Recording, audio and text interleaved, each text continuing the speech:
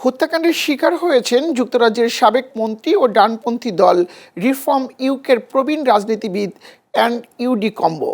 দক্ষিণ পশ্চিম ইংল্যান্ডের নিজ বাড়ি থেকে তার মরদেহ উদ্ধার করা হয়। এদিকে এই ঘটনায় গ্রেপ্তার হওয়ার সন্দেহভাজন এক তরুণকে ছেড়ে দিয়েছে ব্রিটিশ পুলিশ। তদন্তে তার বিরুদ্ধে হত্যাকাণ্ডে জড়িত থাকার প্রমাণ না পাওয়ায় এই সিদ্ধান্ত নেওয়া হয়েছে।